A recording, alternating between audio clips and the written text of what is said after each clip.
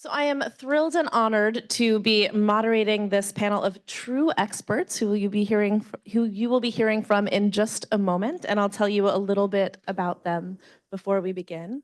I'll first introduce myself, I guess. My name is Dr. Rena Deitz. I am a visiting assistant professor here at NYU in international education.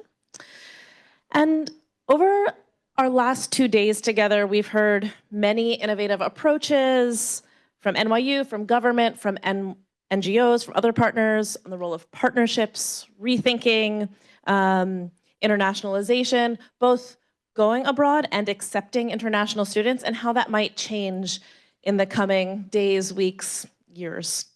And one thing that has been a theme, and I think Christy Patton mentioned this morning, that I think Parker said it in the beginning, but there's a lot of hope in the room. And there's a lot of strategies for innovation that have been coming up throughout the day. And so for our penultimate panel, we'll be looking at those strategies, innovative strategies, for not just moving forward, but also fortifying internationalization of higher education as we think about the way forward. So we'll hear from experts and practitioners and scholars here at NYU, Janet and William and Libby. And then we'll also turn to Anna to learn a little bit about what we can learn from Europe as well. And one thing that sort of struck me from Alan's comments is that we have unprecedented capacity, and we're in an unprecedented moment of opportunity here in the US. And so I want us to think about that as we think about innovative strategies for moving forward. So, who are our fantastic panelists that we have here today? We have Janet Alperstein, who's currently the Assistant Vice President of Global Academic Planning here at NYU. She joined the Office of Global Programs in 2011, but has been working in international education for more than 23 years. So we'll also hear about her experience in other universities that we can learn from here and from many of your partner institutions. After receiving her PhD in sociology and education in 2001, she transferred into working in this area and has taught a graduate class on gender inequality and schools. And I'm going to come back to you last. So we have William Pruitt III, Associate Vice President of Global Programs here at NYU. He works closely across the university to offer high-quality academic and student service programs at all of our study away sites. So we've heard about the vast opportunities that NYU has to offer. And a key focus of William's role is to ensure the effective delivery of excellence in our academic programs, experiential learning opportunities, and student experience, consistent with NYU's academic mission. He's responsible for the development of our efforts around diversity, equity, and inclusion at study away sites, a common theme that we've been speaking about today. And he's worked at a number of other study abroad universities and holds a PhD in higher education administration from Virginia Tech. Libby Perkowski, sorry, making up a new last name for you, is our Director of Strategic Partnerships at the Office of Global Programs here at NYU. She oversees academic collaboration with various educational institutions in order to broaden curricular and local engagement opportunities for students while studying away. She also works with faculty, schools, and senior leadership to advance faculty engagement with the global sites and to support exchange and research opportunities within the university's partners. So echoing a little bit of what we heard this morning from Anne and Nyati in particular. Last but not least, we have Anna Loos, who's at the Technical University in Berlin Institute for Educational Sciences. She's a postdoctoral researcher. She actually is an alumni of our master's program in IE and received her PhD in educational governance from the Hertie School in Berlin. Her dissertation on European internationalization policies during Brexit and COVID was very recently published by Palgrave Macmillan. And she has a copy with her today, so you can take a look at that. So I want to start us off with a quick sort of introduction to who you are, how you got to where you are in international education, as you all have rich experiences in international education. So can you tell us how you got here and what brought you to work in international education? Thank you for that introduction. Yeah, I don't actually have a very interesting story of how I got here. I was working in the private sector and wasn't loving it, I should say. But I did have the opportunity to be in various global spaces growing up. My father moved to Beijing in 1994. So from a very young age and through my adolescence, I was spending every summer in China during a time when, if there were 3 lanes on a highway, 2 of those were reserved for bicycles. So it was just, I kind of saw that transformation that China went through in the 90s and the early aughts. And then also studied abroad. And so when I kind of rethought my career and what I wanted to do, I knew, the global sphere was something I wanted to be in, and I wanted to do something meaningful. So it didn't take long for me to kind of focus on study abroad and international education. Thank you. So I like to say I fell into this career. I wasn't planned. I don't think anybody sitting up here would say I thought I'd grow up to be a study abroad administrator when they were 5 or 6 years. I don't think that's how life panned out. But I am the son of expats who traveled over to live in. My father had a 6-month Fulbright in Nigeria with the University of Calabar, and somehow that 6 months turned into 10 years. So I spent the first 10 years of my life in Calabar, Nigeria. And when I got back, I was in the 4th grade, and I had this thick West African accent. I trust everyone here has heard it before. I'm not going to try to do it. But I had this thick West African accent, and all of my classmates were asking questions like, did you get to class on zebra back? Or did you live in a hut? Or what were the elephants like? And it wasn't any fault of theirs. I mean, that was the time when National Geographic was showing the very tribal and bucolic regions of Africa. So that's all they saw. And so in the 4th grade, I would tell them, you need to go abroad. So I would say I've been doing this since I was a 4th grader. So I'm originally from Germany, and I was studying to become a high school teacher of French and English. And then I started working as a student assistant in the Erasmus office. You've probably heard of the Erasmus program. It's this program by the EU that was funded in 1987, through which students can move around and go on a semester or a year abroad, and the credits are being recognized by the university, and you get a scholarship as well. And I really enjoyed doing that, and also increasingly realized, oh wow, there is a political motivation behind funding these things, right? Like, why are we doing this?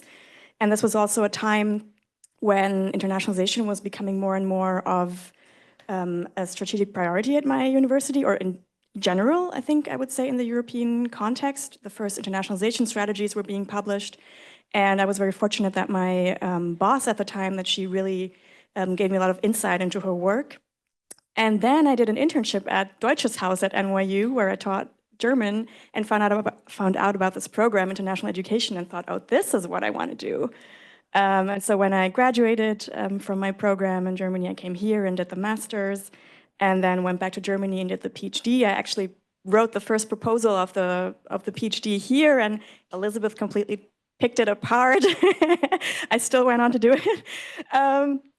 And that's done now, and now I'm a postdoc in Berlin, and now I'm on the other side teaching students, and comparative and international education is not as big of a discipline as it is here yet.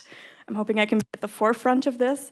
But I'm really trying also, and this is something I think that Alan Goodman said very well. So I, of course, picked up a lot from the things that I saw here in the classroom, and this very close link also between studying and the labor market that we don't have as much in the German context. And so I'm really trying to emulate like the best practices I've seen, and I take my students to various places, like having someone who works in the education policy sector in the government come to class and like do all these things that we do here at NYU. And this I think has really also shaped me as an educator now. Yeah, so much from me. Thanks. So I fell in love with working in higher ed when I was in college. And then I thought about studying abroad, but I didn't. And as I like to say, had I left, I would have missed out on some student government and other opportunities, which I wouldn't have this job today if I hadn't had. And then I was working at my alma mater, and I was finishing up my dissertation. And at the time, around 2000, the dean's office was a very stable place, and they did not have a lot of turnover, and I really wanted to move from residential life over there. And then all of a sudden, I was at brunch for my birthday, and my very pregnant friend, who later went on to get a PhD in French at NYU, said, Janet, you need to make it known that you want to be the new dean for study abroad. They're making it a full-time position because we're now going to charge homeschool tuition. This is at a need-blind institution. And so you've got to make it known. So I expressed my interest, and I was then offered the job as a 1-year appointment. And then they would figure out what to do with a search. And I weighed a lot of options. I was being pursued for another dean position at another institution, which was not a one-time position. And I was by that point ABD and teaching my class. And my friend who's a lawyer was my guest lecturer, and we went out for dinner afterwards. And he sort of pushed me. He's like, well, what if you take the job and you don't get to stay with it? And I was like, I don't know. I'll go back to the person who's offering me a job this year that's a full-time gig. Well, if that doesn't work. And I like went through all these things down to, well, I can always be a substitute New York City teacher and finish my dissertation. Long story short, I, within 6 months, had taken this office that had never had a full-time presence and grown it, that they gave me the job full-time. And then about 5 years later, I was looking for a new job because it was time to move on from having been the first full-time director. And I kept looking for all sorts of higher ed jobs in New York City. And the people who kept calling me back for the most interviews were in international ed. So here I am, actually like 24 years later. Glad that I'm here. Amazing. Loud. So one common thread that I'm hearing from all of your stories is this real personal experience. And so that's what brings many of us in here today. And that's part of what NYU does that is so special. And so we've heard a lot about the IIE Open Door report that Mirka and Alan spoke about a decent amount. And what that report has shown us is that this year, we've had unprecedented growth in international student body in the US, as well as NYU has continued to be the largest host of incoming international students, and for more than a decade has been the largest sender of students abroad. And so NYU is in a unique position to give guidance and advice to other potential institutions. So what advice would you give to other institutions from NYU's, rapid rise as the global university?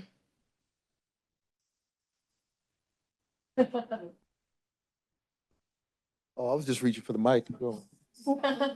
I think the advice that I would give is whether you are running your own programs or seeking out accredited programs through other institutions, either in the US or abroad, you need to expand opportunities across all academic disciplines. You need to expand and make sure that financial aid is available for study away as well as being on campus. But I think, to me, those are the two biggest things. There need to be academic options, and there needs to be financial support. So the best marital advice I was given is the only advice I have to offer you about marriage is not to listen to anybody else's advice about marriage. That was the best marital advice I was given. So in trying to tell other institutions how to improve their international operations, it's a very dicey thing because NYU is different in so many ways. But I've worked for 2 large state institutions. Funding is different. Approval through state government is different. Opportunities are different. Hiring is different. So it's easy for us to say, do this, do that, which is something that, we do a lot of times in higher education. But understanding that resources, allocations, and just situations, something as small as being located close to an international airport.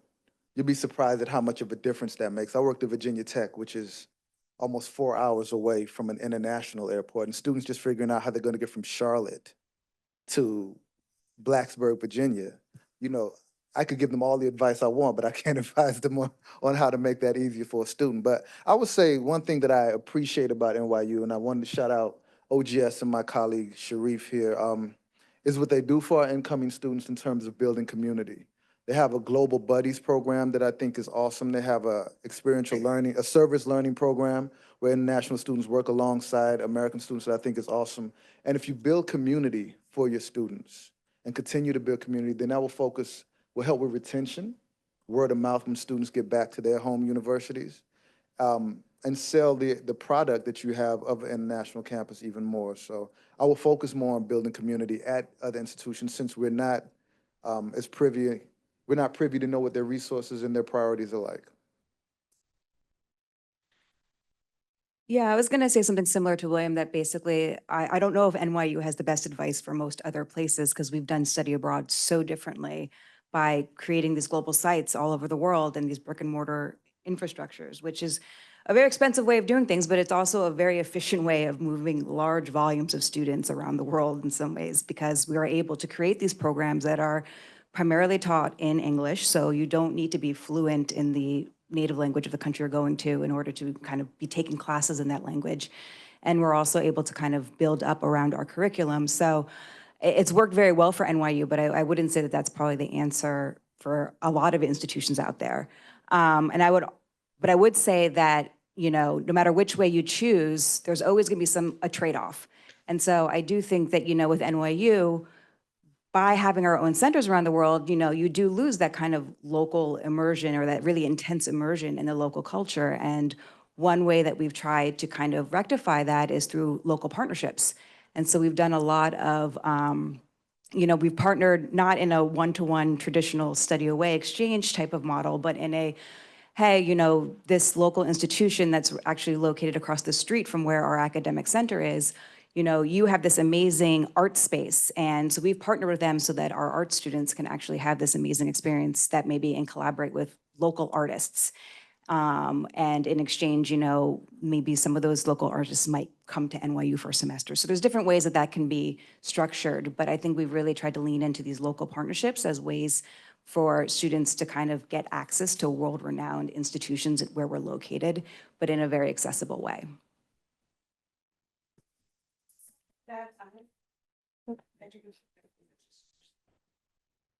Something that I found very striking when I came here as a student was that this idea of doing short-term study abroad, to me at first, I was very critical of that, because to me, studying abroad, the way I knew it was you go somewhere for a semester or a year and you go to the local university and you're like, as you said, the full immersion experience. So I was like, okay, I'm going on a 12-day trip to Brazil. Let's study abroad. It seemed weird to me. I did it. I went on a course with Eric, and it was fantastic. I mean, we had such a well-curated, very condensed experience, which obviously wasn't, you know, immersing yourself into Brazilian society and like living in a like local shared housing with locals, but we were in hotels and all of that. But in a very short time, we had the opportunity to talk to a lot of different groups and educators, and that's not something that I would have gotten doing this on my own as a normal international student.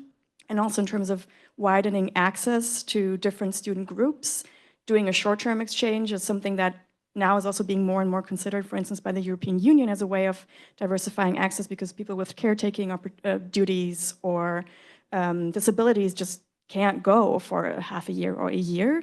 So I think these more short-term opportunities have definitely a value, and I think NYU is really great at that. It's just also the funding aspect, right? That like these 12 days also meant a lot of funding, so more and more scholarships should be there for students to access that.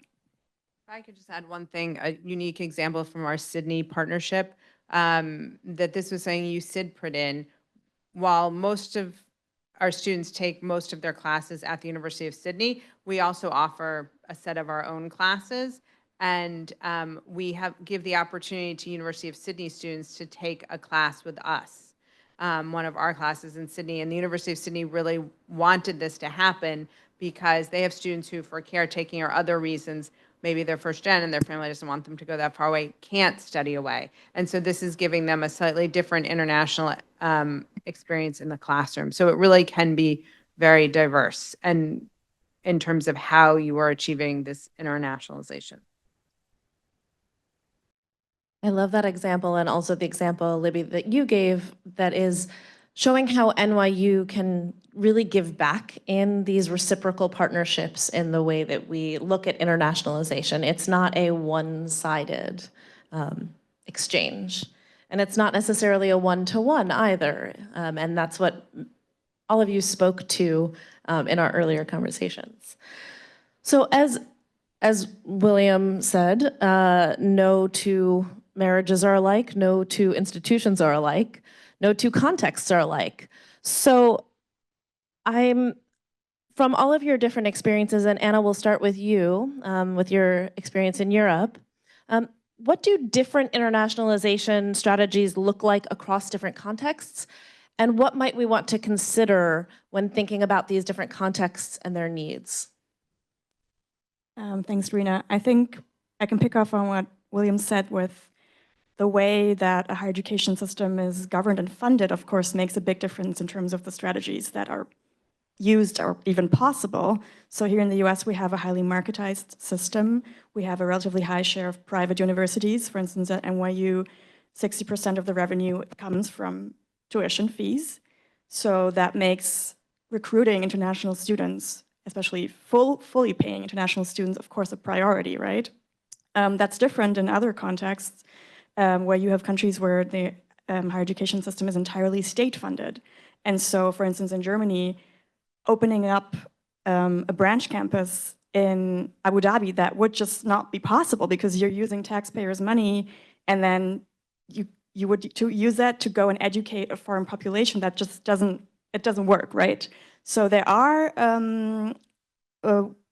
very few German universities, for instance, who have partnerships with local universities in different overseas locations, but these are not then funded by the German state, but they're like co-governed, and some faculty come over. But the main business in international exchange in the context that I'm familiar with and that I do research on in the European context is the classical reciprocal exchange, where you have a memorandum of understanding between different universities, and you then as a student go to a different university, most likely in a different language, although more and more universities also use English now just to be able to attract more international students.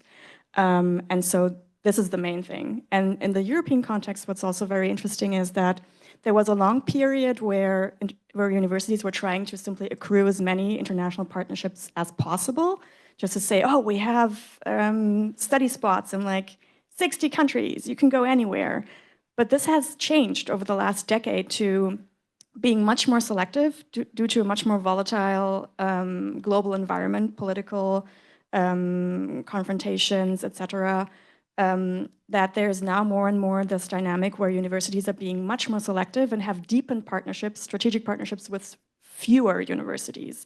And one of the most recent examples of this is this European Universities Initiative, where the EU provided funding for European universities across Europe to get together, maybe around 5 universities that had to be spread out. So it couldn't just be like all Western European universities, it had to be diversified. And for them to then build partnerships and build joint degrees, to really build shared virtual infrastructure, so that as a PhD student, for instance, I was able to virtually attend classes at Sciences Po Paris without any big hassle. And this is kind of like the internationalization, Europeanization 2.0 model, where it's no longer just about individual physical student exchange, but really building like deeply integrated partnerships. But of course, this is also only possible because this kind of competition that we have in the US for short-term revenue is not there. There is now this competition for skilled migration, where the governments are more and more concerned with getting international students to come. They pay for their education because it's public and free, but then there is a big interest of keeping them, right? And obtaining them as skilled migrants. And both, for instance, France and Germany have strategies where this is like the big focus now.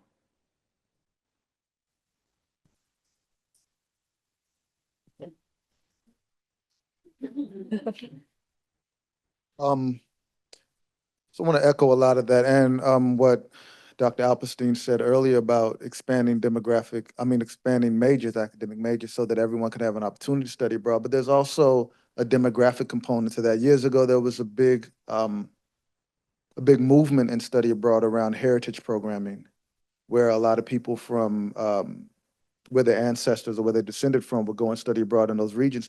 And I think that speaks to why the majority of the study abroad population in America are white Americans, and the majority of the destinations that we go to, the highest travel destinations, are in Europe.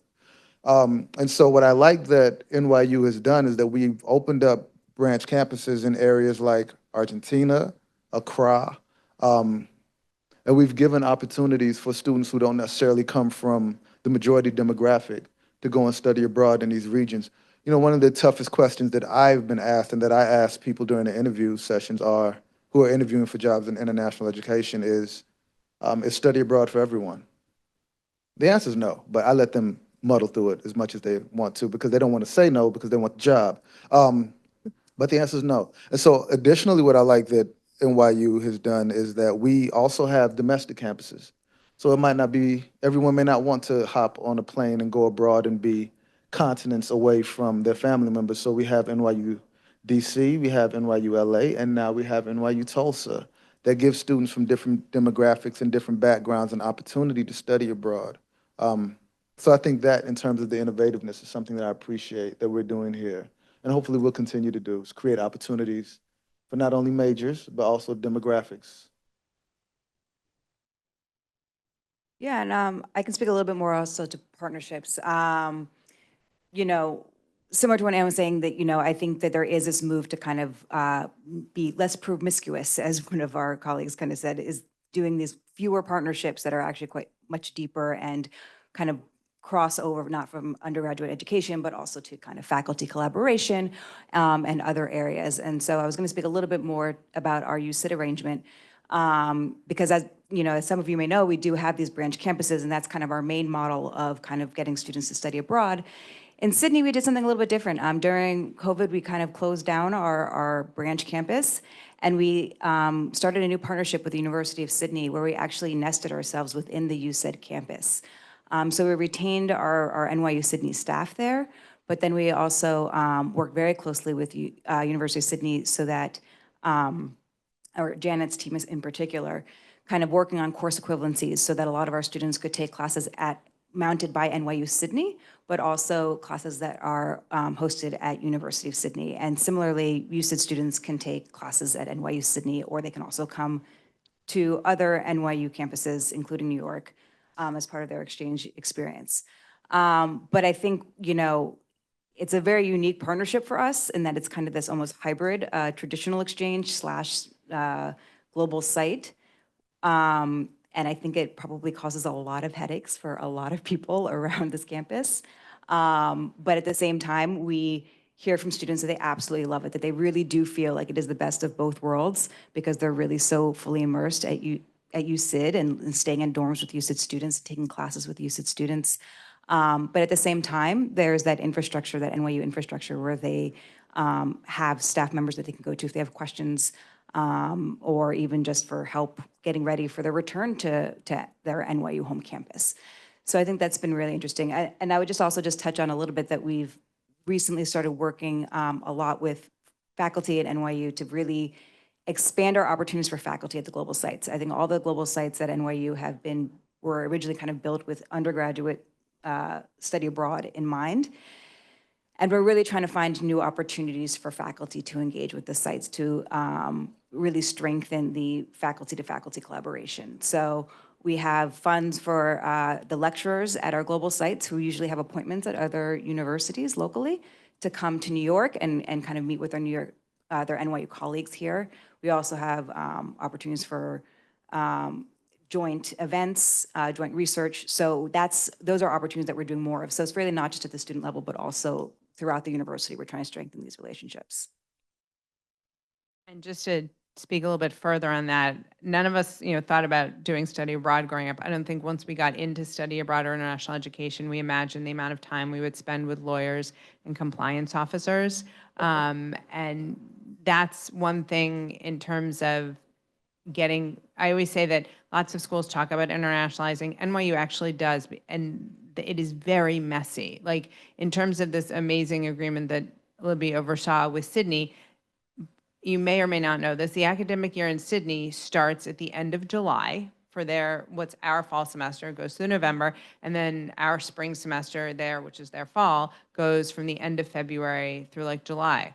Well, if you notice, we talked about the months of June and July that overlaps with US summer calendars. And if you look carefully at our website, if a student wants to go to Sydney, it's a great program. You cannot take summer school because it would violate all sorts of US education law and financial aid law. So all of this is really exciting, but also know there's like a whole level of legality and compliance, and you can't always do an internship in a country, and it's about thinking creatively, and that's where some of these agreements that Libby oversees come in that enables us to do things we might not otherwise have been able to do. Amazing. I want to pick up on a thread that Anna, you brought up, and I think I'm hearing echoes of it in terms of the political context, the policy context, maybe compliance. Thinking about the way forward and thinking about the climate that we're in now, how might strategic internationalization and exchange work in a climate that may be less friendly to study abroad?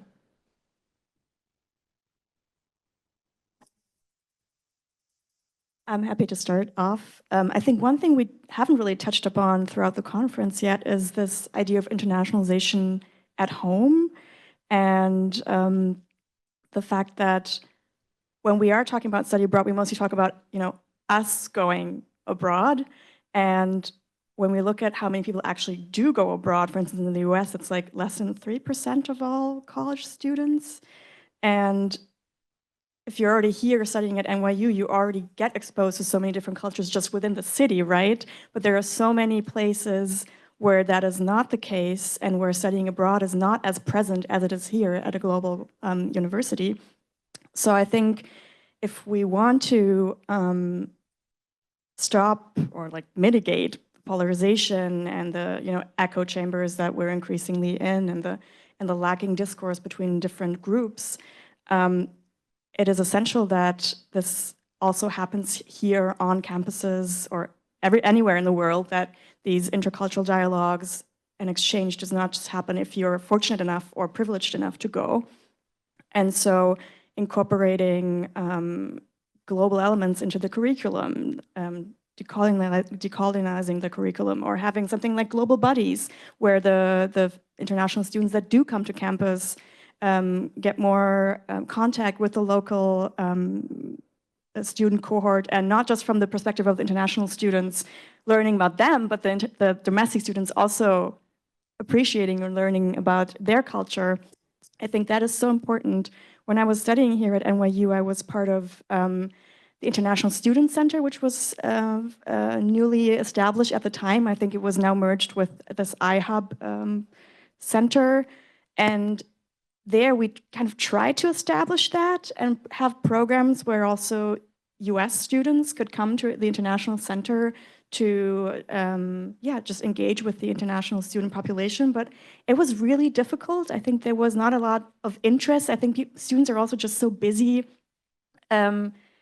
getting their degree and getting professional experience, and then there's this student debt hanging over you, and there's just not that much time and just room for these kinds of exposures, but there should be. And I think, or also having things like virtual exchange, so that people who really won't be able to go physically abroad could be part of a course that is being administered at a different university, or that is co-administered by a professor, for instance, here at NYU and at another university. That is, of course, a lot more work for the instructors at first, but I have seen such courses take place and have been part of them. And it's so great that even through the virtual sphere, you can engage meaningfully with each other and also learn a bit more about the different education system or different teaching styles, which I think also just gives you a different perspective. And so this internationalization at home aspect, I think, is something that should be focused on a lot more. I can speak a little bit.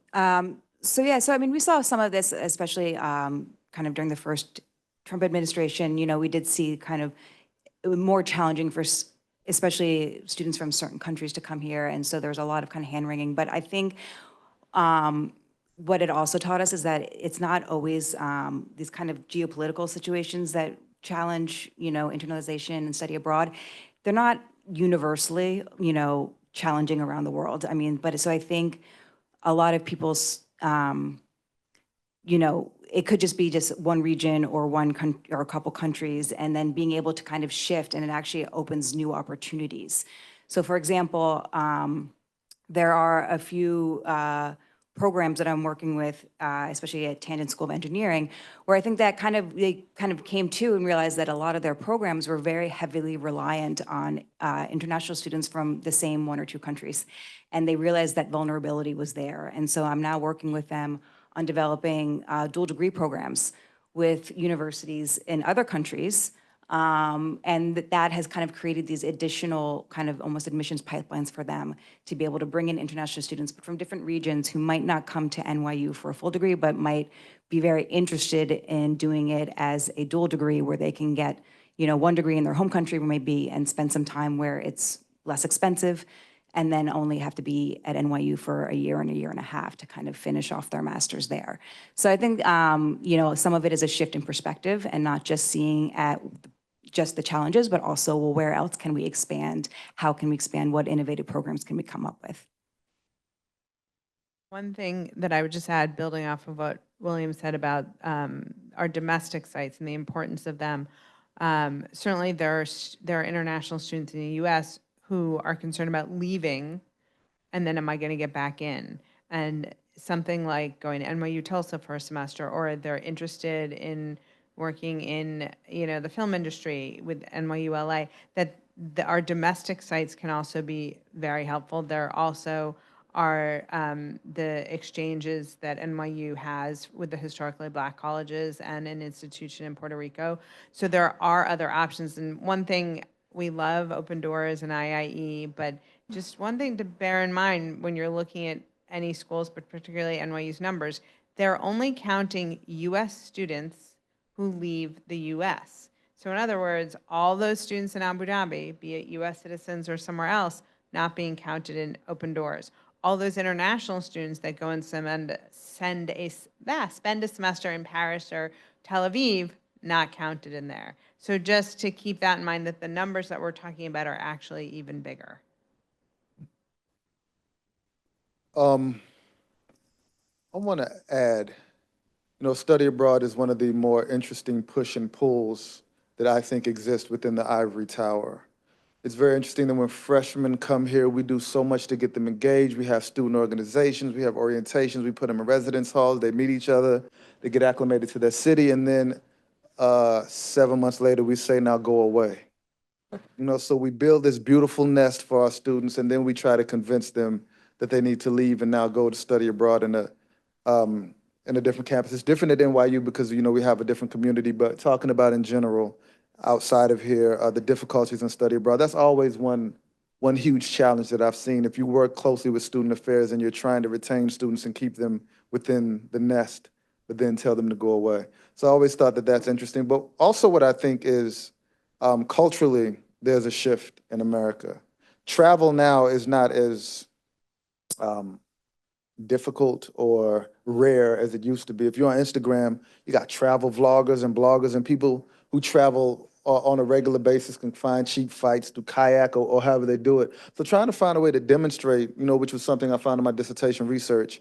How do you tell a student, look, I'll give you, it'll cost $12,000 to go abroad for a semester, or I can just buy you a plane ticket and you can go over and enjoy it yourself and save money. So I think, you know, demonstrating the value of study abroad as we're going into a new era, same as higher education in general, is something that we as higher education professionals are going to have to really hone in on and tell students, look, this is a value experience for a lot of the things that our keynote speaker mentioned, but also expanding cultural awareness and everything else. So I think study abroad in general is becoming difficult because of cultural shift. and because of a lot of the other energies that higher education puts into keeping students in the nest.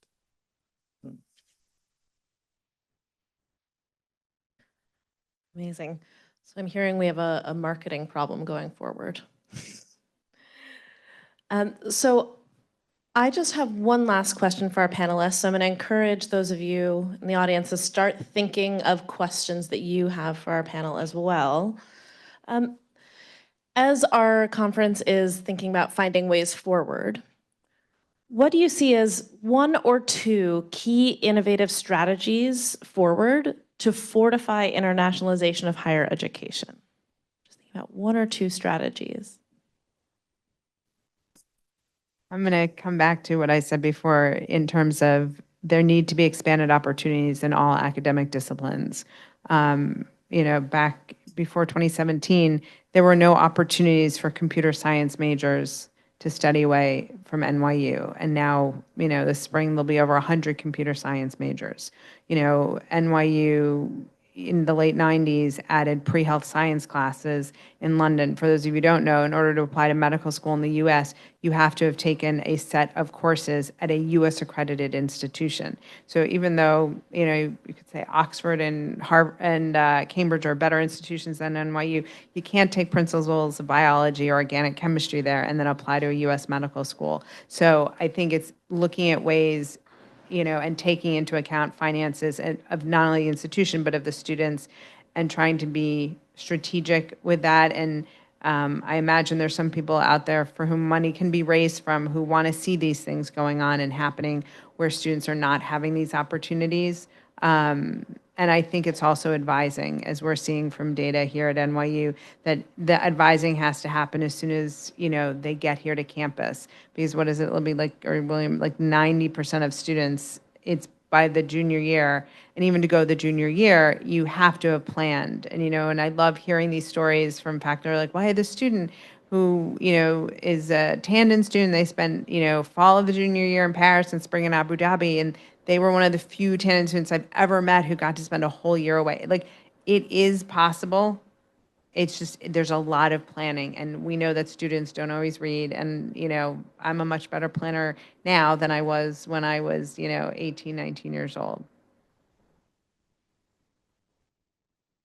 I think for me, it would be two things. The first is this kind of deepened internationalization that Libby also talked about, seeing universities work really intensively with a few universities where they see, okay, this is where we can work on student mobility, but also researcher collaboration, maybe also administrative personal exchange. That's also something that, for instance, the Erasmus program does, so that it's not just the students who always get to go, but that there's really this opportunity to learn from each other also for administrators and pick up best practices, and then ideally having partnerships where everyone in the entire, because universities are basically like these really chaotic fiefdoms of like different organizational units, and everyone kind of does whatever they're doing, and ideally everyone would sort of know what the partner university does, where to go to, who to talk to, so that there can be really a deepened approach and a long-term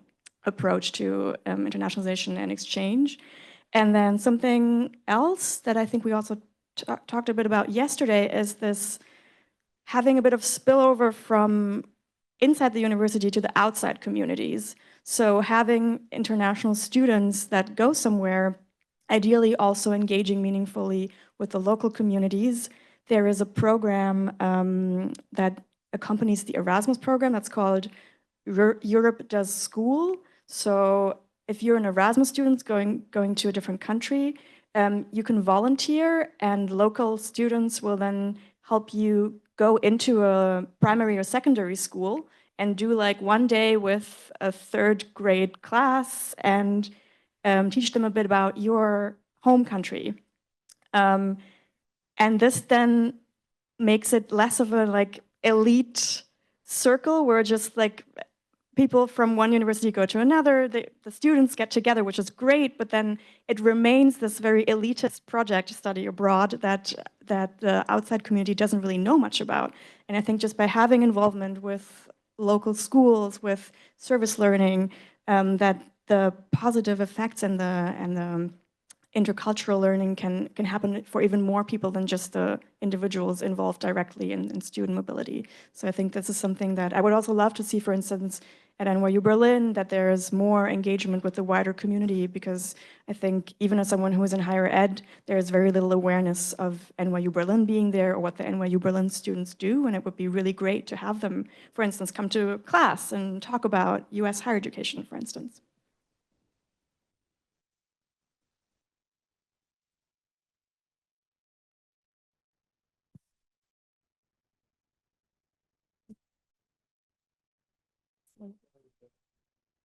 Um, so yeah, I definitely think that we need to continue to provide opportunities for all students from all backgrounds, from all cultures, in order to fortify international education. But one thing that I think is very important is that, Thomas Friedman wrote a book a few years ago called The World is Flat.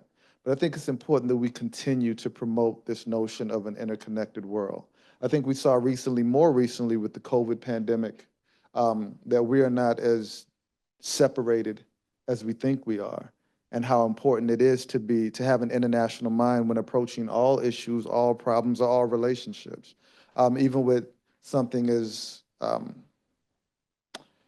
scary as climate change. It's not something that's going to affect one continent or one country or one state. And so realizing that we're all interconnected and seeing how international education can make a contribution to solving some of the major world issues throughout the world, I think is important in terms of fortifying it. Access, affordability are definitely pillars in fortifying it. And so I definitely think we need to keep all of those things in the conversation as we talk about moving it forward.